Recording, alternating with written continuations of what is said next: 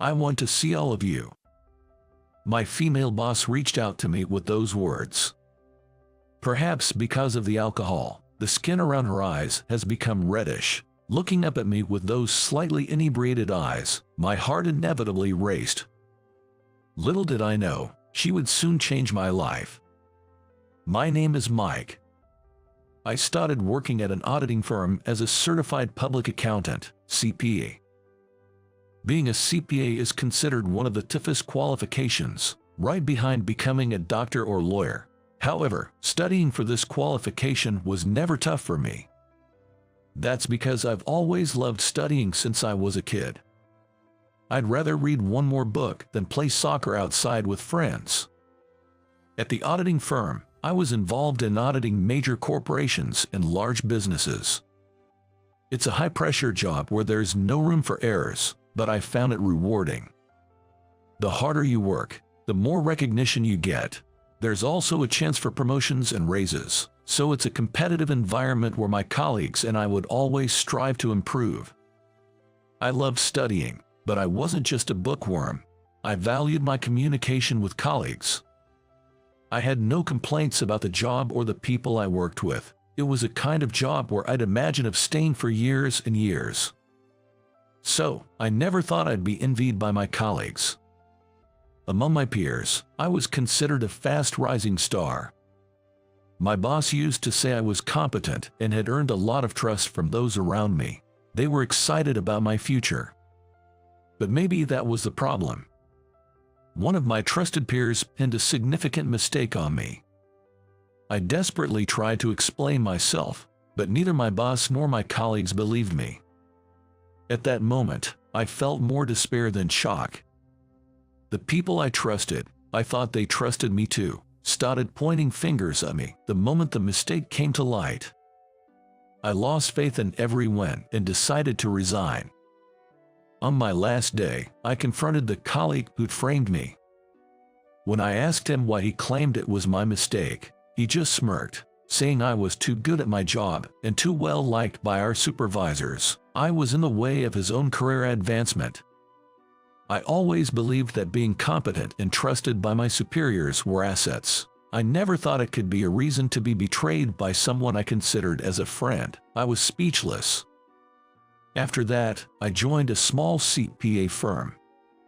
The atmosphere here is much more scaled down to my previous job. And here I am, working as hard as before, or not really. If I gave it my all and faced a betrayal again, I don't think I'd ever recover. So, I've been playing it safe, just getting by. I don't want to get too close to my colleagues. Ever since that incident, I've been wary of people, and I try to keep my distance. I only communicate when necessary. People might think I'm a bit of a loner or gloomy. But then, I was assigned to go on a business trip with my beautiful boss, Catherine. Something really challenging happened during the trip. That day, we had a meeting with the client that ran late into the evening. We even had the dinner collectively, which ended up being filled with work discussions. By the time we got to the hotel, it was past 9 p.m. At the hotel front desk, we were told we had only one double room booked for both of us. In our company, the admin staff handles travel arrangements, including booking a hotel. There must have been some mistake, but sharing a room with a female colleague was not okay. When we asked if there were any other available rooms, they offered us a connecting room. 2 separate rooms, but with a door in between that allows you to enter without getting out to the corridor. Catherine might feel uncomfortable with that setup. I'll go look for another hotel. Please stay here without any worries. It's already late at night, and it's practically a private room because it has a door. Let's just stay here. Given that it's the weekend and I heard that most hotels around the area are usually booked up, Catherine and I decided to just stay in this connecting room. That night, we ended up having a drink and chatting. I've been out drinking with her, but those times were as a group, with other colleagues. It was my first time drinking one-on-one. I was a bit nervous drinking with my boss, but Catherine may have felt that and helped ease the tension with some light-hearted conversation, which was really nice. After a few drinks, with a slight buzz, she looked at me and said, "You act like you're not competent, but you're really quite talented, aren't you?" I felt exposed and looked straight at her. There was no stern, hard-working boss that I had known. Instead, it was a slightly tipsy Catherine with reddened eyes that made her look even more charming than usual. She then reached out and started patting my head, saying, "You really are a smart cookie, aren't you?" Looking up at her, I couldn't help but feel my heart race. However, soon after, Catherine said, "Maybe it's time to call it a night," and went back to her room. I couldn't stop thinking about the alluring version of Catherine that I saw after she had a few drinks. For a while, I just couldn't sleep.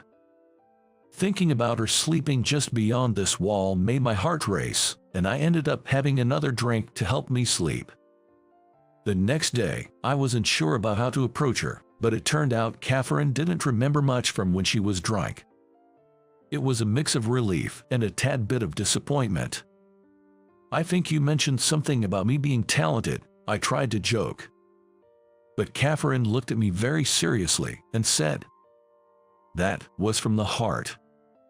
"Huh? What do you mean?" To my surprise, she showed me her laptop. "I've been meaning to talk to you about this." What she showed me was the website of the firm where I used to work. The audit firm I used to work at is considered one of the biggest in the industry, often said to hire only the best. Catherine had been curious ever since she saw the name of the company on my resume. When I was asked about my career before coming here, I usually lied, saying that I worked at a small audit firm. She probably figured I didn't want it known that I worked at a big firm, so she didn't ask further about it. "You wouldn't have worked there if you were incompetent. Plus, one of my friends from college works there. She said you were a rising star. Any truth to that?" I froze at her words. Who is this college friend of hers? And how much did she get to know about my time there? Does she also know about how I was betrayed, trusted by no one, and eventually resigned? Seeing my distraught face, Catherine was quick to assure me. I must have had a pretty rough look on my face. "I didn't ask her why you resigned. I figured you didn't want it to be known to the people at our company." She didn't want to spill the beans either, but I've been curious. To be honest, I was torn about whether or not to tell her. My past about being envied without realizing it, fully trusting my colleagues, and having no one believed in me are the things I am still ashamed of. I rather keep it hidden just to myself. I don't want to push you to tell me. It might sound like a bossy order, but I do think that work would be more enjoyable if you relaxed a little. I was just thinking, if there's anything I can help you with, I am here for you. Despite her kind words, I couldn't bring myself to speak. Sensing my hesitation, Catherine said, "You can talk to me whenever," and tried to change the topic. I was relieved, but also began to wonder if it was okay to keep running away from my past. It's easy to go on pretending to be incompetent. But part of me longed to once again experience the joy of thriving in my job. For that, I couldn't keep running from and lying about my past forever. I remembered Catherine from the previous night, patting my head while she was tipsy. The boss patted my head was slightly drunk. Remembering it feels embarrassing, but her touch was comforting. I felt a sense of security, like she was there to protect me. I could tell she wasn't just talking to me out of mere curiosity, but genuinely cared about me. I thought maybe this was my chance to move on from my past. There's still time before hotel checkout. I stopped Catherine. It's kind of embarrassing, but could you listen to me?" At my words, Catherine brightened her expression. Her smile gave me a boost, and, well, as a man, it got to me.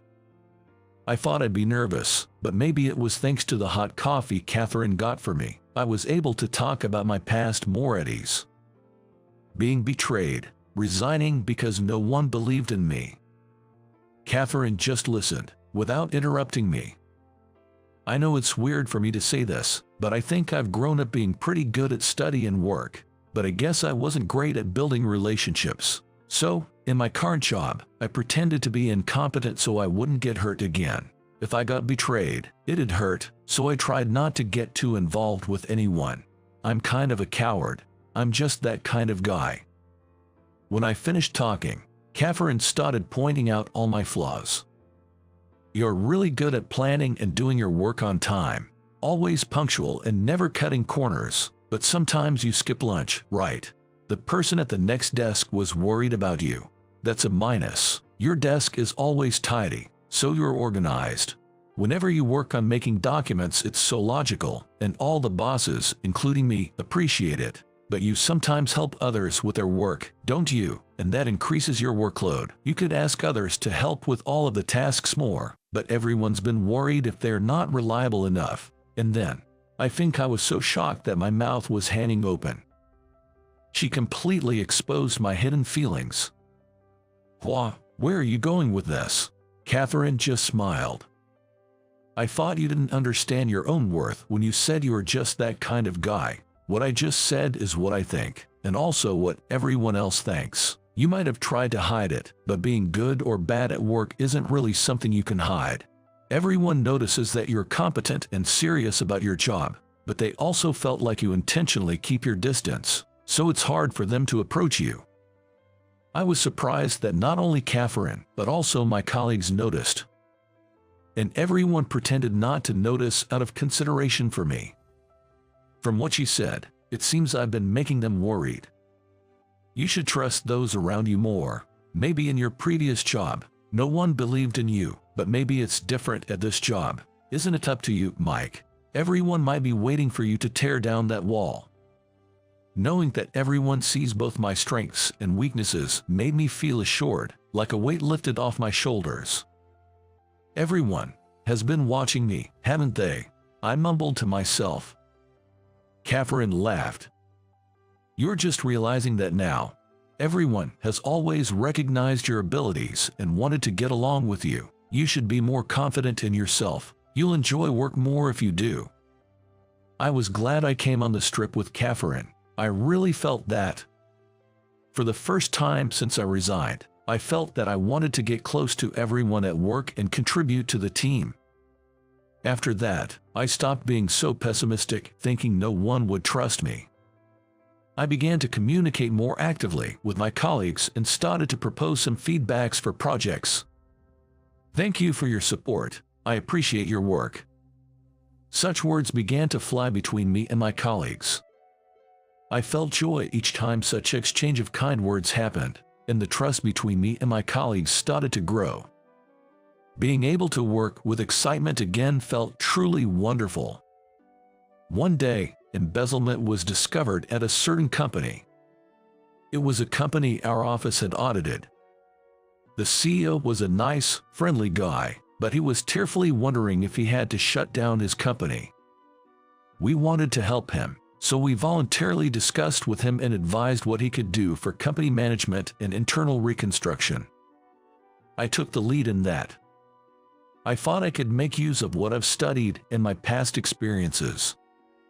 With our help, the CEO managed to keep his business afloat. Of course, I was glad that the company and employees didn't have to lose their means of livelihood. But more than that, I became interested in management consulting. It was one of the things I wanted to try since I decided to become a CPA. As I studied more and gained experiences, I felt more confident. Encouraged by my colleagues and Catherine, I decided to start my own consulting firm. At first, most of my clients were people introduced to me by Catherine and the CPA firm I worked at. I truly have nothing but gratitude for everyone. Even after leaving the company, we still talk about what's going on in our industry regularly, and sometimes we meet up for drinks outside of work. Around the time the company got on track, I told Catherine about my feelings for her. It took me 5 years after meeting Catherine to finally muster the courage to confess. Truth be told, I've been attracted to her since that business trip, but after that, work was so fun, and I eventually went independent. I thought I'd confess once my business stabilized. But I felt there was a good chance with my confession. After going independent, I went out to eat with Catherine more often. And judging by her expressions and behavior during those times, I thought maybe I stood a chance. But when I finally confessed, Catherine looked down, seeming a bit shy. It seemed she was concerned about the age gap, which is about 10 years. She's so confident at work, but becomes a bit timid outside of it. I found that side of her endearing. So, just like she told me so many of my strengths during the business trip, I took the opportunity to tell her all the great things about her. I wanted to show her that age doesn't matter. And at the end I told her, please have confidence in yourself. At that, Catherine gave a soft chuckle. She might have remembered telling me to have confidence in the past. And of course, her response to my confession was a yes. Thank you.